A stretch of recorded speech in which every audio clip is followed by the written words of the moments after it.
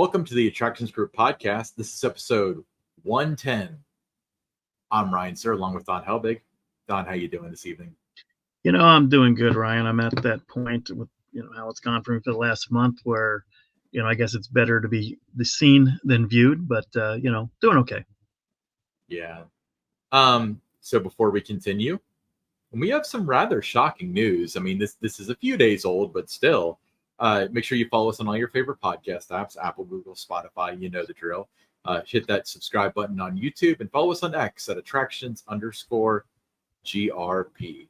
Don, what's going on?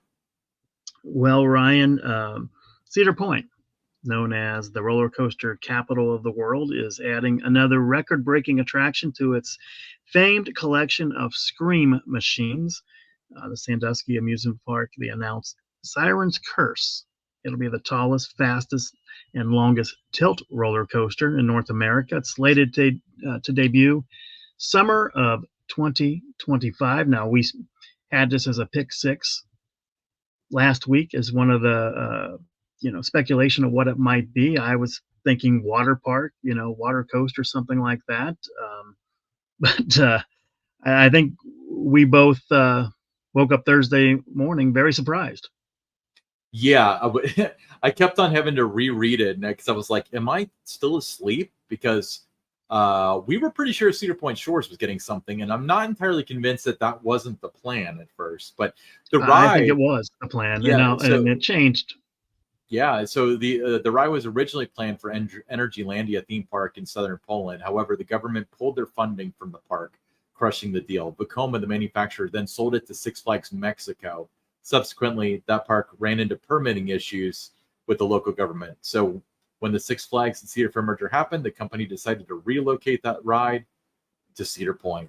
Now, to be clear, none of that stuff has been stated by the new Six Flags Corporation.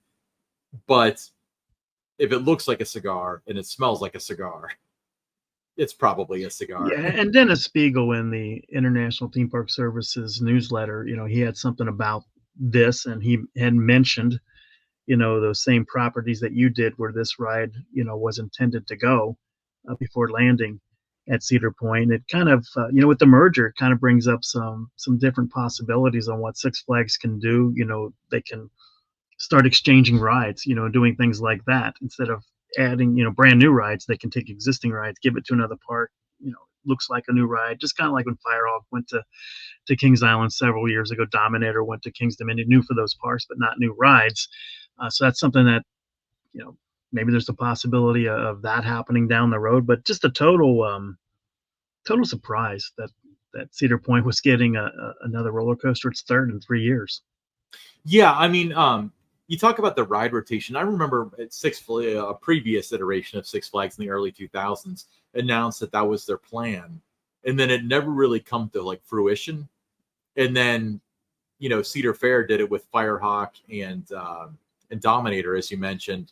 But my understanding is that the reason why ride rotation never really became a thing with major rides is because when it's all tallied up, it costs about the same to put in a new ride at that point. It does. It does, right? And then you got to, eventually replace what you took out at another park. Right. Well, and on top of that, it's like you're saving money on steel and stuff like that. And the price of steel is very expensive, and it's much more than it was 25 years ago when they originally attempted this. But you have the added cost of tearing it down very meticulously, making sure that everything is shipped very meticulously, everything's labeled, and certain things, like, for example, the control system, most certainly aren't going with the ride. That's probably going to be installed new. I mean, we know, one of the reasons why the Vortex's fate was the Wrecking Ball was it needed a new control system, and it was going to be millions of dollars. So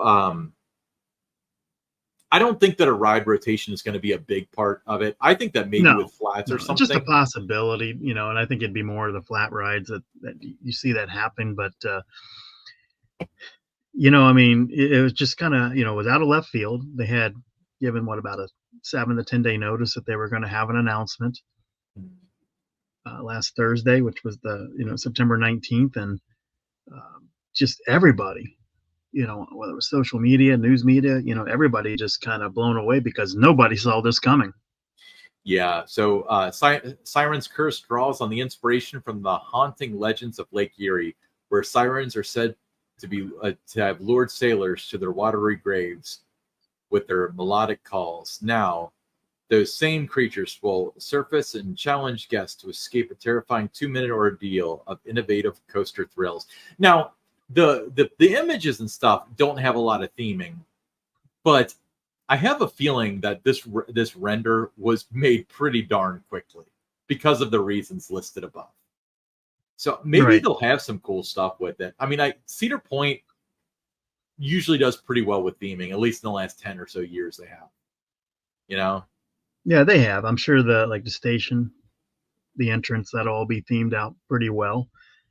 With it, the experience on this ride, Siren's Curse, it's going to begin as riders climb 160 feet up an old Lake Erie shipping crane, where the sirens' chilling melodies echo through the air. Yeah, at its peak, the train comes to a dead stop on a precarious, broken section of the track. From there, the real terror begins. The platform holding the train slowly tilts until it's completely vertical, forcing riders to stare straight down, hoping the track will reconnect below. And boy, do we hope the track reconnects You know below. what? I mean, there is, it does have that, terrifying element, for a lot of guests. This is not going to be your normal roller coaster ride, at Cedar Point or any park, really, the way this is done, where it tilts like that. Just imagine, being in the front of the train when that happens, or the back of the train when that happens. I mean, it's going to be a totally unique experience. Yeah, and it's now the tilt coaster, there is one in Taiwan or Hong Kong, I'm sorry.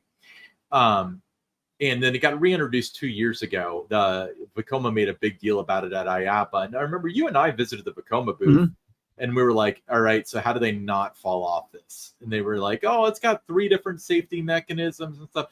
So yeah, there's going to be a lot of naysayers out there. I won't ride that because what if the power goes out or something? They've thought about all that stuff, you Yeah, know? I think Vekoma has a really good safety record, so I don't think there's going to be any problem there. But I mean, it's definitely going to enhance the thrill the way this is done. It's not like Valraven where you reach the top, you kind of hang there for a couple of seconds, and then you drop. I mean, it's different. I mean, you're kind of being tilted up and then down. So I'm looking forward to riding it. Now, a lot of people online have made the call out that it's weird that it's next to Valraven because they're similar gimmicks. I think you and I would notice that, but do you think the average guest would, or do you think that they're different enough from a visual standpoint that a guest wouldn't think I that it's think too they're close? going to be different enough from a visual aspect that you know the majority of the park guests won't notice that. Now, yeah, the experienced park goers like you, me, and a lot of the roller coaster enthusiasts, yeah, they're going to notice that it's right next to another coaster that has that same kind of drop element to it. I I like the location of it though. I think that space there will work nicely. They're going to have to move that stage that Yeah, was there next to Iron Dragon, so they're going to have to relocate that. But I think they're going to have to knock out some of that back area and kind of go out more toward the road and everything there toward the reroute it a little bit back where those dorms were. yeah, it's the So cedars or whatever they were, the ones that were like yeah, 100 and something years old. yeah. So they're going to have to do a little bit of reconfiguring there in terms of where it's going. But um, you look in that area, you got Valraven. It's going to be right there. Then you've got this. You've got Iron Dragon. Then just ahead, you've got Millennium Force. Not too far away. So you got some pretty good hardware. Within close proximity of each other. Yeah, so once the track locks into place, the plunge begins, sending riders careening through nearly 3,000 feet of twisted track at a top speed of 58 miles an hour. Now, here's the thing with this ride, the low hanging fruit is it's a one trick pony. It's 3,000 feet long. It's not a short ride. That's something that No, I it's really not. like about it. It's not. And the 58 miles per hour, that's really good speed. For it's not Millennium Force speed, but it's still really good speed. And I I think everything is in place with this one that it'll rank among the top 3, 4 coasters for everybody at Cedar Point. They got an impressive lineup, as we've talked about many times. I mean, you got Millennium Force, you got Steel Vengeance, you got Maverick, Magnum XL200 is still a fantastic ride. So there's a lot of really, really good roller coasters there at Cedar Point, and I think it complements the lineup well because it's different enough from Valraven that I think it's a great addition for them. I want to make a bold prediction right now, and I'll explain why. I think that there is a 70% chance that this will be Best New Ride 2025. The other 30% would be something at Epic Universe. The reason why I think this has such a great job, aside from the fact that it looks awesome, but I think that between the 1-2 punch of this and Top Thrill 2, which a lot of enthusiasts have not gotten to ride yet, it's going to draw so many people to Cedar Point next year that a lot of people are going to have it fresh in their mind when it comes to voting for golden tickets next year. They will. And you make a good point. You talk about Epic Universe for Best New Ride. That's in a lot of ways flying under the radar because you see a lot of, King's Dominion's doing, it's going to be the best new ride. But Canada's Wonderland doing, it's going to be the best new ride. Hey, that ride in Chicago, Six Flags Great America, that could be the best new ride. Everyone's talking about those. But yeah, I think this one will be a bona fide candidate for the best new ride. I think, some of those rides at Epic Universe will be right up there too. And I think between these two, it's going to take votes away from a lot of those other rides. Yeah, well, the reason normally I would say that Epic Universe would probably win it, but the Florida parks don't get as much attention with the golden tickets in a lot of cases. And I think that access to Epic Universe may be an issue for a lot of people. I think there's going to be a lot of sellout days and stuff, while Cedar Point isn't going to have that kind of problem. But no, they'll be candidates for a lot of those innovation type awards. I think so too. Now, that's not to say the one in Canada, great ride. The one at King's Dominion is going to be terribly underrated because that's going to be an amazing ride. But this one has a visual appeal, and you're also going to finally get to ride Top Thrill 2, hopefully. And I think that's what's going to take it. But Siren's Curse, though. I mean, you're talking about, it's different enough from Valraven, but you got 13 airtime moments, 2 360-degree zero gravity barrel rolls, and a thrilling triple down element. This coaster's immersive design includes integrated audio and LED lighting on each of its 2 24-passenger trains. So there's a lot to like about this coaster. Oh yeah, and we don't know anything about the audio. They haven't promoted what it's going to look like at night. That's going to be incredible. If it's going to be like like the Star Chasers and stuff at Epic with what they're testing with that. Right. Rip Ride Rocket is kind of similar with that. The ride's kind of dumb, but the visual is amazing. This is going to be really, really cool with that.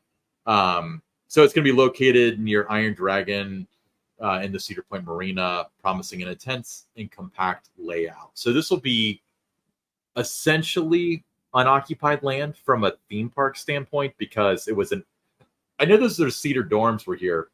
They're relocating the road. Wasn't there like an HR building or something that they tore down a year or two ago? Yeah, there's something in that they area. Moved it to like the old Chevron station or something off the peninsula. Right. Now on the park side, behind that sound booth across from the stage, I mean, it's just just concrete. Sometimes you'd see a food truck or something in there, but just a lot of concrete. So I think they're going to make good use of that space. I think another thing that I like about this, if you're someone that likes photographing rides, the location of this, I think, is going to lend itself to getting some great photos, like Valraven does, like Maverick does, so I think there's some great photo opportunities there as well.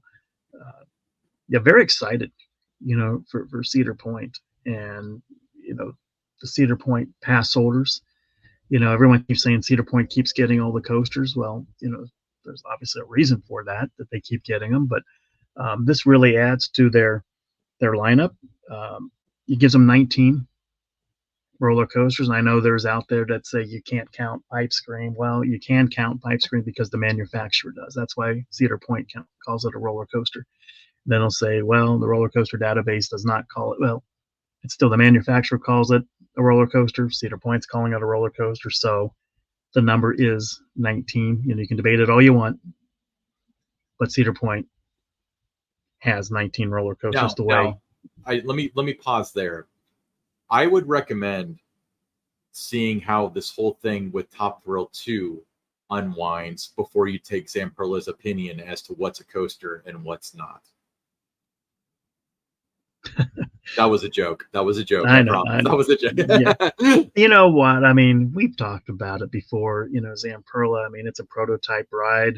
You could expect some issues, maybe, obviously not to the degree that they've had, with it, but hopefully, and Cedar Point sounds optimistic that those problems will be resolved and you'll have that ride next year for guests to enjoy, as well as Siren's Curse.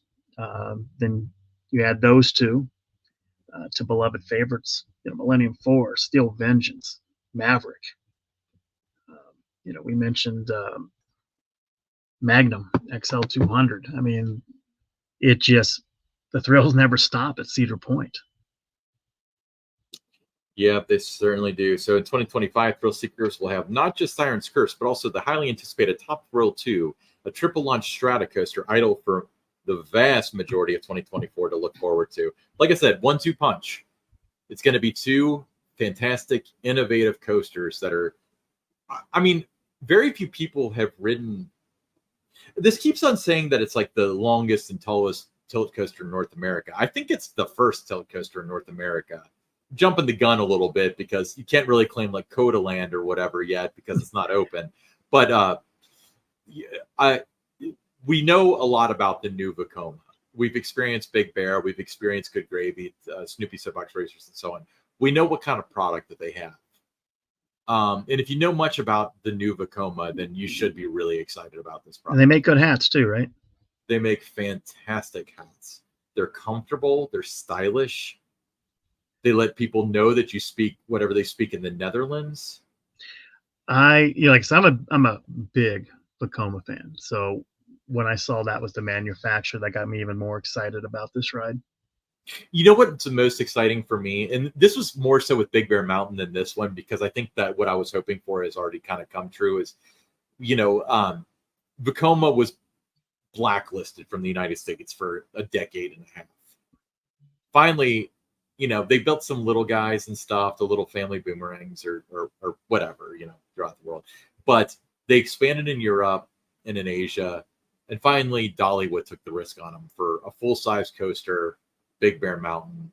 And it's like, we've seen what they've gotten in other countries, but it took like a well-known American park to install it for the trend to kind of shift of, let's see what they have to offer.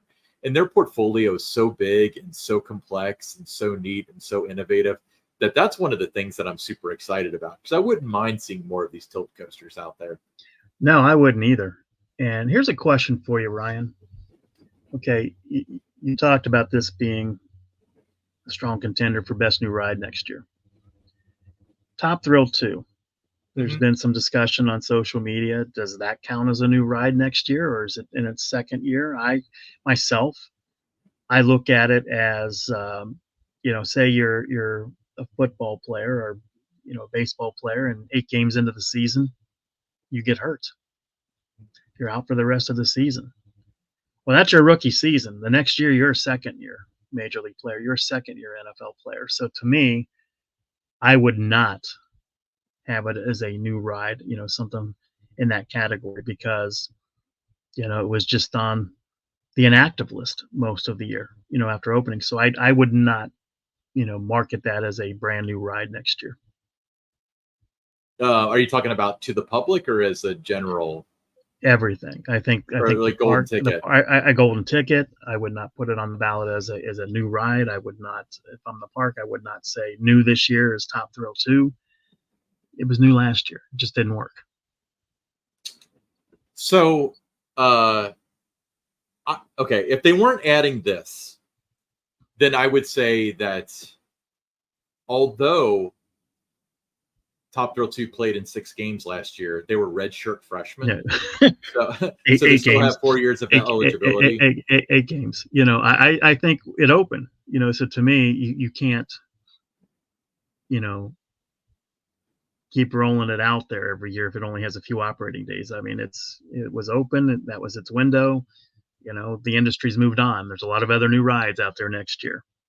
Okay. If it were the other way around and it was this ride, I would say that this is what they did was a tragedy, and it got 8 days, and it got its flash in the pan, and now it's got to quietly open the next year, and so on. But Top Thrill 2 is not the same thing.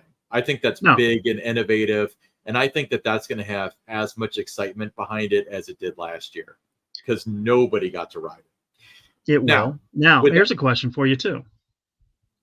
Since this ride doesn't look like it was intended for Cedar Point, but they got it, would you look at this as possibly, going in there as kind of an insurance policy in the event that Top Thrill 2 does not reopen next year? I had the same thought. Is that a thing? You're the one who's worked in the industry. I don't know. This is like a Lloyd's of London, Tina Turner insuring her legs insurance policy. I mean, the fact that this came out of nowhere, I mean, this could have gone to some other parks too.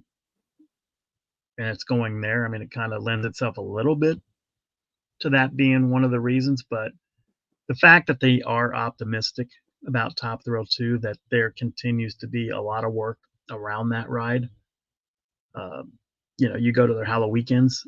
I mean, it's a beehive of activity around it. So I think they're really working feverishly to make sure that it works next year, that it opens with the park. Now, this one they said summer of 2025. They're not saying it's going to open in the spring, with the park or anything like that. I think that's smart because you just don't know. I mean, you can have a terrible winter there, delays construction, so you never know. So I like the fact that they're saying summer. So if it opens earlier, if it opens in May with the park, that's kind of a bonus because no one was expecting that. They're probably targeting Memorial Day weekend. That seems to be typical. Don, I have thoughts. All right. So the Top Thrill 2 thing. So a lot of me, I'm kind of leaning towards maybe they're not as confident as they're making it out to be, because why would you put this 15, 20, $25 million investment in Cedar Point when they already have a new ride for next year? It's going to be Top Thrill 2. I understand that, like, the marketability and stuff, we discussed that a few minutes ago, but nobody got to ride it. Like I said, it's going to have the excitement. So that leads me back to wondering if this might be a distraction for if that doesn't open. The insurance policy, right? In case it doesn't open, you've got this. So, I mean, I can see that. But I do feel there is some optimism around Top Thrill 2 when they put this out announcing Siren's Curse. They did mention, that it would join Top Thrill 2 next year among the ride's attractions. So they were comfortable enough to put that out there. They also said that it wouldn't be an all summer thing. And I, Tony said that on a radio show, and I don't think he was lying. I think that that's what they believed at the time. So, but the thing though is, it appears as though they run into problem after problem after problem. And maybe part of the insurance is we don't know if, we get brand new rebuilt trains or whatever, we start launching them, and then we find another problem, or find a problem with the track, or find a problem. There's been a lot of track, the way they're looking at that, and doing all those different surveys and that with the tracks. So it's not just just a multitude of problems that they uncovered. And as they did test runs during the summer, 3:00 in the morning, those kind of things, hoping nobody would see it, that they uncovered more things, with it. But, we'll see. But back to this ride, a lot of reasons to be excited about it, even though some say that it's, too similar to Valraven, too close to Valraven. I think there's enough difference, with it, especially when you talk about those 13 airtime moments. I think that's going to, definitely separate the thrill between those two rides. I would say that I don't want to go as far as saying that this doesn't need the tilt feature, because it would be very benign without it. But I think that this ride is not going to only be the tilt hill. I think that No. the rest of the ride is going to be a really cool experience. It's going to be fun to watch. There's going to be a huge upside to this, and it's going to be a real winner. Yeah, like I said, it's got a lot of great elements, in it. You get past the tilt portion of it, the rest of the ride, I mean, there's a lot going on. A lot of cool elements. I talked about the airtime moments. You got good speed, almost 60 miles per hour. So there's a lot to really like about this coaster past the tilting element. Absolutely. Well, I guess we'll have to see how this unravels. I look forward to, I wanted to go to Cedar Point. I didn't end up going because Top Thrill 2 wasn't going to open, and I particularly wanted to go for Top Thrill 2. And I know there's a million other rides there that are great, but I've ridden all of them, and I have not ridden Top Thrill 2. This definitely puts me over the edge of, all right, now I got to get the all park passport and make it out there. It'll be interesting to see, since it's 2 trains, if the capacity isn't crazy good. Is this going to be a one pass through thing with fast lane like Top Thrill 2 is supposed to be? That remains to be seen. Yeah, it does. But I think that, you mentioned you now have a reason to get the all park passport. It's a reason for me to renew with the all park passport. I did go to Cedar Point this summer. I, was hoping to ride Top Thrill 2 like everyone else. Mm-hmm. But for me, there's just a lot of things about Cedar Point, beyond the coasters. They've got a great roller coaster lineup, but I always thought their flat ride collection was a lot of fun. I could go there, not ride a roller coaster, but ride some of the other things there. The train, I think, is one of the best train rides in the industry. The culinary experience, is really good there. I'd like to see more people talking about that. The farmhouse food is outstanding. The pavilion, food's amazing. The portion sizes, those chicken tenders, we talked about that. I mean, there's just a lot about Cedar Point that goes beyond the coasters that makes that a destination for me every year. So whether Top Thrill 2 was open, or not, yeah, sure, I would have loved to ride it, but that wasn't going to deter me in whether or not I visited the park this year. Well, it clearly did for me, but you know what?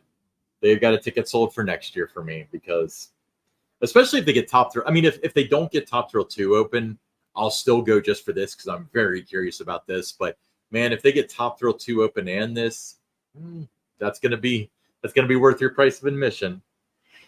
It'd almost be worth staying, 2 or 3 days there on property too, wouldn't it? To make sure that you get enough rides in on this, Top Thrill 2. You make sure you try enough of those different food offerings there. Some of the different events that they do, have been really good. The live entertainment there, is good. So there's a lot of reasons to visit Cedar Point, not just roller coasters. To be clear, when I go to Cedar Point, I don't just go for it. Maybe that's something that I need to clarify. A lot of people like in this area will jet up to Cedar Point, like leave at 4 a.m, get there at open, stay all day and drive back.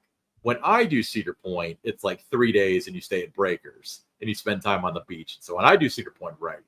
So, you got to include a stay at, spend a night at the Thirsty Pony, eating some wings. I try not to spend all night at the Thirsty Pony. That would be a little tragic, but some of the best wings I've had can be found at the Thirsty Pony. Yeah. And that's the cornerstone of 4 of your 6 food categories. Yeah, one of the finest dining establishments you're going to find in Sandusky, Ohio, the Thirsty Pony. Yeah, for the people that are local to like the greater Cincinnati and a little bit beyond, the Thirsty Pony is kind of the Jeff Ruby's of Sandusky. Yeah, right. No, it's something. It's just something that's the atmosphere can be kind of cool, depending on when you go, especially at night, it can be kind of cool. But the, the food, the burgers, they got this barbecue bacon cheeseburger. I mean, that's really good. The wings. So yeah, no trip for me to Sandusky to Cedar Point is complete without a stop at the Thirsty Pony. You ever been to Chet and Matt's? No. It's a pizza. You got to go there. It's in the city. I think it's off Perkins Avenue, if I recall correctly. But it's a pizza place. Their pizza is like, it's very good. It's an 8 or 9 out of 10. But their cheesy bread is so freaking good. Oh my god! Next time I'm just gonna order the cheesy bread. I know there's a number of good pizza places in Sandusky. There's a couple that I've gone to, but not that one. I'll have to now check that out. Yeah, maybe we'll make a trip up there together at some point, and I'll show You you. can all drive. You can drive since I can't see. So you know we'll what's funny? I've never driven to Cedar Point in my life. I've been there probably 15 or so times. I've never driven there. And it used to be like just by happenstance, like my friends were going, I ride with them or whatever. But recently, since I go with Aaron, our agreement to split up the driving is when we go to Dollywood, I drive. When we go to Cedar Point, she drives because she doesn't feel comfortable driving to Dollywood since it's through the mountains and stuff. But it's about the same distance. It's about 4 hours either way for us.